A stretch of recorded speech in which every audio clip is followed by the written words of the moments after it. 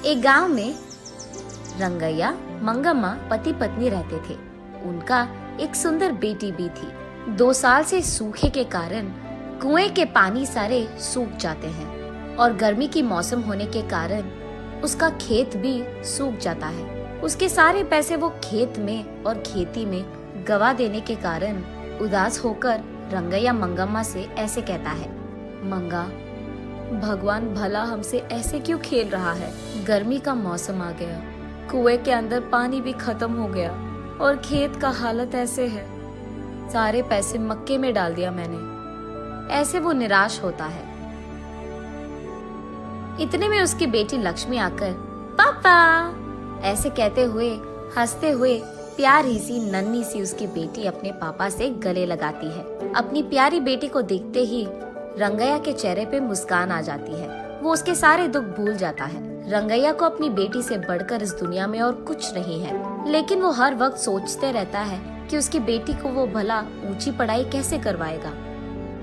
तब बेटी अपने पापा से, क्या हुआ पापा, आप ऐसे क्यों हो, ऐसे पूछती है।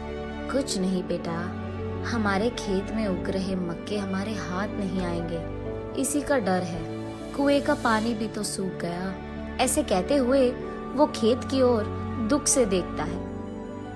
तब उसकी बेटी लक्ष्मी, पापा हमें कुछ नहीं होगा, जो भी होगा अच्छा ही होगा, ऐसे वो अपनी प्यारी बातों से कहती है।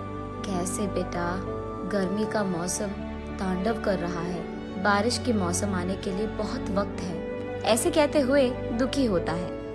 एक बार अगर आप कुएं में झांक लोगे तो आपको पता चलेगा ना कि पानी है कि नहीं। ऐसे कहते हुए वो अपने पापा का हाथ पकड़कर उन्हें उस तरफ ले जाती है। पानी नहीं है बेटा, ऐसे कहते हुए वो ऊपर उठता है। आप कुएं में तो झांको पापा, ऐसे कहती है लक्ष्मी। कहाँ बेटा, ऐसे कहते हुए वो कुएं में झांकता है। कुआं पूरा सूखा रहता है। ये लो पापा, ऐसे कहते हुए वो उसके ग्लास में मौजूद पानी को कुएं में डालती है। बस अचानक कुएं में पूरा पानी भर जाता है। ये देख रंगैया की खुशी की कोई सीमा नहीं होती है। वो उसकी बेटी को उठाकर, तुम मेरी बेटी नहीं हो, इस घर की महालक्ष्मी हो, ऐसे उसकी तारीफ करता है।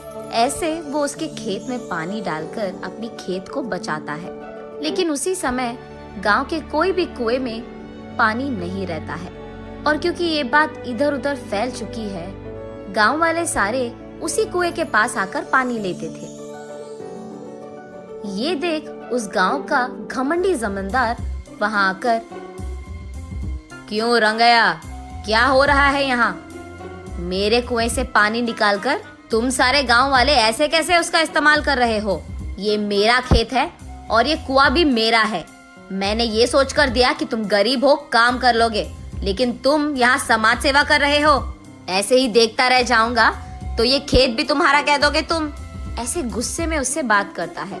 तब रंगैया, साहब मैं ऐसे थोड़ी करूंगा, हमारे पूर्वजों से यही हम काम कर रहे हैं। अब अगर आप ऐसे बात करोगे तो हमारा क्या हो जाएगा साहब? ऐसे कहते हुए वो उसके पैरों पे गिर जाता है। लेकिन घमंडी जमींदार कुछ भी करके उस जमीन को और कुएं को हासिल करने के लिए ऐसे कहता है, ये खेत मेरा है, जो करना है कर लो, निकलो। ऐसे कहकर वो रंगैया को नाइंसाफी से बाहर धकेलकर उस खेत के चारों ओर बाढ़ डाल देता है। उसके कुछ समय बाद गांव वाले सारे सूखे को भुगत रहे होते हैं। सारे कुएं सूख जाते हैं और सिर्फ रंगैया के कुएं में पानी रहने के कारण गांव वाले पीने के पानी के लिए जमींदार के पास जाकर ऐसे कहते हैं, साहब पीने के लिए पानी ना होने के कारण प्रजा मुश्किलों में है। आप एहसान करके आपके कुएं का पानी हमको अगर दे सके तो, ऐसे विनती करते हैं। क्या पानी चाहिए? पानी तुम्हारे पूर्वजों की कुआं है कि तुम ऐसे पानी मांग रहे हो? पानी नहीं दूंगा, निकला। ऐसे उन लोगों को भी धकेल देता है। एक घूंट पानी दिला दीजिए साहब, हम यहाँ मर रहे हैं, ऐसे कहते हुए प्रजा उनसे विनती करती है। तब जमींदार उनके मुसीबत का फायदा उठाता है। ठीक है, पानी दूंगा, लेकिन ऐसे ही नहीं। मटके का दाम 10 रुपए करके दो, तब दूंगा पानी। मंजूर है तो लो, वरना निकल जाओ। कुछ न कर पाने के कारण प्रजा चुपचाप उन्हें पैसे देकर पानी लेते हैं। घमंडी जमींदार जब पानी के लिए उसके मटके को कुएं के अंदर डालता है, अचानक एक ही झटके में सारा पानी सूख जाता है। तब जाकर जमींदार को अपनी गलती का एहसास होता है। रोते हुए रंगैया के पैर पकड़ता है और माफी मांगता है। कोई नहीं साहब, आपको आपकी गलती का एहसास हो गया है ना। तब जाकर वो रंगैया की बेटी की सहायता से जब मटके को कुएं के अंदर डालता है तो अचानक पानी पूरा भर जाता है कुएं में और सारी प्रजा इस घटना को देख बहुत खुश होती है। रंगैया उस पानी को सारे गांव वालों में बांटते हुए, खेती करते हुए खुशी से जीता है।